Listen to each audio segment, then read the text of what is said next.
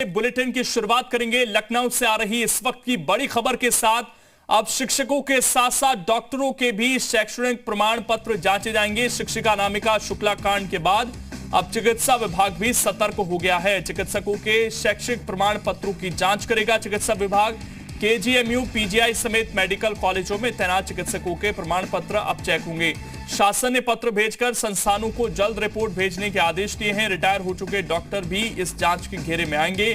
ये बड़ी खबर इसलिए है क्योंकि हमने देखा है कि एक स्कूल में एक ही टीचर कई जगह पर पढ़ा रही है, सैलरी ले रही है। तो कहीं ऐसी स्थिति डॉक्टरों के साथ तो नहीं है कि सैलरी दी जा रही है लेकिन डॉक्टर सेवाएं नहीं दे रहे हैं अपनी, और इसीलिए अब डॉक्टरों के भी वेरिफिकेशन एक तरीके से की जाएगी। ये बड़ा फैसला है। शिक्षकों के साथ साथ डॉक्टरों के भी शैक्षिक प्रमाण पत्र जांचे जाएंगे। शिक्षिका अनामिका शुक्ला कांड के बाद अब चिकित्सा विभाग सतर्क नजर आ रहा है और चिकित्सा विभाग चिकित्सकों के शैक्षिक प्रमाण पत्रों की जांच करेगा। चिकित्सा विभाग केजीएमयू, पीजीआई समेत मेडिकल कॉलेजों में तैनात चिकित्सकों के प्रमाण पत्र चेक करेगा। शासन ने पत्र भेजकर संस्थानों को जल्द रिपोर्ट भेजने के लिए आदेश दिए हैं और इसमें अगर कोई डॉक्टर ये सोच रहा है कि उसकी सेवाएं तो समाप्त हो चुकी हैं, वो रिटायर हो चुका है, तो वो इस जांच के घेरे में नहीं आएगा। तो ऐसा नहीं है। जो रिटायर हो चुके हैं डॉक्टर, उनकी भी जांच की जाएगी कि क्या उन्होंने अपनी सर्विस ठीक से करी थी या फिर नहीं, या उन्होंने भी गलत तरीके से सरकार से पैसा लिया लेकिन सेवाएं नहीं दी।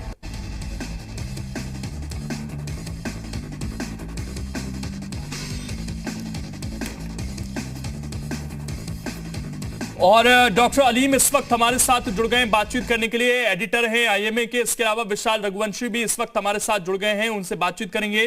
अलीम जी, सबसे पहले तो आपका स्वागत। और ये जो फैसला लिया जा रहा है अब कि डॉक्टरों की जांच होगी, आप किस तरीके से देखते हैं सर इस फैसले को?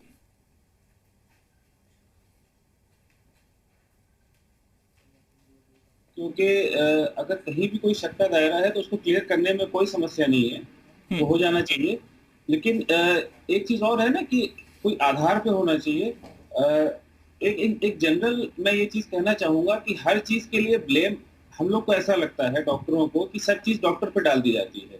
जैसे कहीं कोई समस्या आई, कॉर्पोरेट हॉस्पिटल ने एक्स्ट्रा चार्ज किया तो उसकी जिम्मेदारी डॉक्टर पे डाल दी जाती है, जबकि कॉर्पोरेट हॉस्पिटल डॉक्टर नहीं चलाते हैं।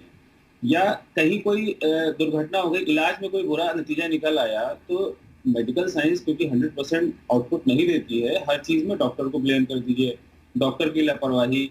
एक तरीके का ये पब्लिक सेंटिमेंट बना दिया गया है कि हर चीज डॉक्टर के अगेंस्ट में कर देनी चाहिए। तो ये एक जनरल कमेंट हुआ, तो इससे हमको गुरेज करना चाहिए। क्योंकि अगर आप हर चीज के लिए किसी एक पार्टी को जिम्मेदार ठहराते रहेंगे तो एक्चुअली इसमें उनका मनोबल खत्म होता है। इसका सबसे बड़ा समस्या क्या होती है कि जो नए बच्चे जिन्हें डॉक्टरी लाइन में आना था वो नहीं आते हैं। आपके पास दोबारा से लौटेंगे सर। विशाल भी हमारे साथ जुड़े हुए हैं। विशाल, दायरा क्या होगा इस जांच का, और जिस तरीके से डॉक्टर साहब कह रहे हैं कि आधार क्या होगा, तो जरा और विस्तार से बताइए आप।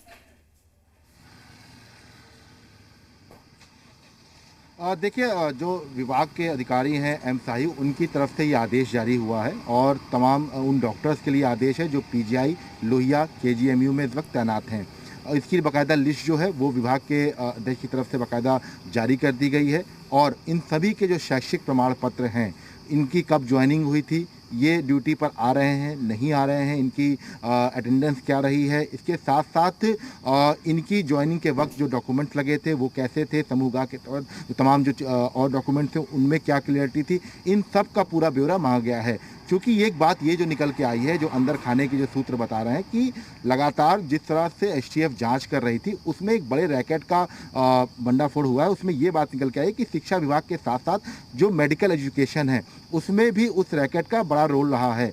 तो कहीं ऐसा तो नहीं कि इस पूरे मेडिकल जो एजुकेशन रैकेट का जो जड़ें हैं वो डॉक्टर्स की तैनाती तक में हो।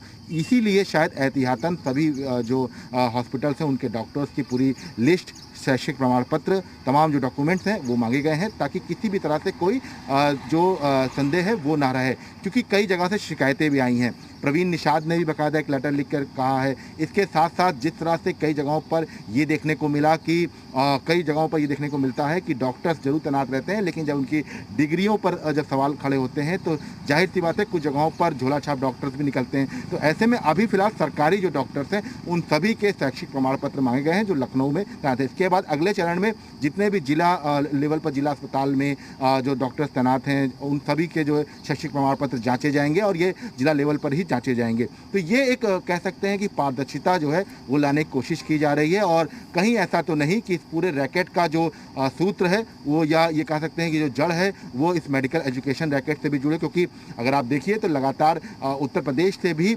जो व्यापम घोटाला हुआ था उसके तार जोड़ते रहे हैं। इसके साथ साथ जो तमाम जो मेरठ है, सहारनपुर है, पिछले अगर हम 2 साल के आंकड़े उठा के देखें तो कई ऐसे गिरोह जो है बस्ट किए गए हैं एसटीएफ की तरफ से, जिनका मेडिकल एजुकेशन में एक बड़ा अच्छा खासा रोल रहा है, जो फर्जी तरीके से एंट्रेंस पास करवाते थे। तो ये तमाम ऐसी चीज़ें हैं जिसको लेकर थोड़ा सा आशंका बनी हुई है, और जैसे कि शिक्षा विभाग में अनामिका शुक्ला जैसा मामला निकल के आया, उसके बाद कहीं ऐसा ना हो कि शिक्षा विभाग के बाद मेडिकल एजुकेशन में भी और उसके बाद मेडिकल डिपार्टमेंट में भी कुछ इसी तरह की मिली भगत हो, इसी तरह से लोग कुछ काम कर रहे हो। तो ऐसे में ये अंदेशा है। अभी हालांकि स्पष्ट रूप से ये नहीं कहा जा सकता है कि किसी का भी नाम सामने आ गया, लेकिन हाँ, शिकायतें जरूर हुई हैं, और शिकायतों के बाद फिलहाल विभाग की तरफ से साफ तौर पर जितने भी डॉक्टर्स लखनऊ में केजीएमयू, लोहिया और पीजीआई में तैनात हैं उनके शैक्षिक प्रमाण पत्र मांगे गए हैं। इसमें यह भी कहा जा रहा है कि जो रिटायर्ड हो चुके डॉक्टर उनकी भी जांच होगी, तो उनकी जांच भी क्या इसी तरीके से होगी? उनके डॉक्यूमेंट भी एक बार फिर से देखे जाएंगे क्या? देखिए, बिल्कुल निश्चित तौर पर उनके भी डॉक्यूमेंट देखे जाएंगे, क्योंकि एक टाइम इंटरवल है उसके दौरान जो डॉक्टर्स तैनात थे उस वक्त, और उनकी सेवाएं कितने दिन से रहीं, कहाँ कहाँ पर वो तैनात थे, सैलरी उन्होंने उठाई है नहीं, पूरा जो डॉक्यूमेंट्स है, पूरा ये कहा जा सकता है कि जो पूरा ब्यौरा है उसको तलब किया गया है, और एक टाइम लिमिट भी सेट कर दी गई है कि इतने टाइम लिमिट में ही सारा डॉक्यूमेंट दिया जाए। उसको वेरीफाई कराया जाएगा, और अगर ज़रूरत पड़ी तो हो सकता है कि इस पूरे मामले की जांच भी एसटीएफ को दे दिया। लेकिन अभी फिलहाल ये कहा जा सकता है कि ये शुरुआती तौर पर एहतियातन इस तरह का एक बड़ा कदम उठाया गया है, और अभी तक ये देखने को मिला है कि हाँ, 1-2 डॉक्टर्स की अलग अलग जरूर वेरिफिकेशन हुआ है, लेकिन सामूहिक रूप से सभी डॉक्टर्स का वेरिफिकेशन नहीं होता था, क्योंकि डॉक्टर्स हैं, सरकारी हॉस्पिटल में तैनात हैं, तो ये मान लिया जाता था कि नहीं, इनके शैक्षिक प्रमाण पत्र पूरे होंगे। लेकिन जिस तरह से ये पूरा शिक्षा विभाग में पूरा मामला निकल के आया, उसके बाद आनंद फानन में स्वास्थ्य विभाग में भी इस तरह का एक आदेश जो है वो जारी कर दिया गया, ताकि जितने भी डॉक्टर्स हैं उनकी डिग्री की जांच हो सके। कहीं ऐसा तो नहीं कि फेक डिग्री के जरिए नौकरी कर रहे हो, सैलरी उठा रहे हो, या नहीं आ रहे हो सैलरी उठा रहे हो, या कई जगहों पर अपनी अपॉइंटमेंट दिखा रहे हो, क्योंकि ये हुआ है 1-2 जगहों पर ये हुआ है पूर्ववर्ती सरकारों में। आपको लगता है कि इससे ट्रांसपेरेंसी बढ़ेगी, इसमें दिक्कत नहीं होनी चाहिए किसी को? नहीं, इसमें कोई दिक्कत नहीं होनी चाहिए। एक्चुअली टीचर्स और डॉक्टर्स जो कंपेयर करेंगे तो टीचर्स की संख्या बहुत ज्यादा होती है, डॉक्टर्स की संख्या लिमिटेड है, और डॉक्टर्स का डेटाबेस ऑलरेडी हमारे पास मेडिकल काउंसिल में, यूपी मेडिकल काउंसिल में, सेंटर पे, स्टेट लेवल पे, लखनऊ के लेवल पे सबका डेटा मौजूद रहता है। तो इसमें मेरे ख्याल से बहुत कोई समस्या नहीं आनी चाहिए, क्योंकि अब सारा रिकॉर्ड डिजिटाइज्ड भी है। पहले ये था कि भाई 50 साल पहले कागज चिट्ठी जाती थी, समस्या होती थी। अब डिजिटल रिकॉर्डिंग है सारी, और सबकी लिस्ट ऑलरेडी मौजूद होती है। तो इसमें मेरे ख्याल से इसमें तो सिंपल 1 घंटे का काम है कि अगर आप लिस्ट में स्क्रॉल कर देंगे तो वो सब कुछ सामने आ जाएगा। इसमें मैं कहूँगा कि इसमें कोई बहुत बड़ी समस्या हमको नहीं आनी चाहिए कि हमको बहुत गहन जांच की जरूरत है। वो लिस्ट हमारे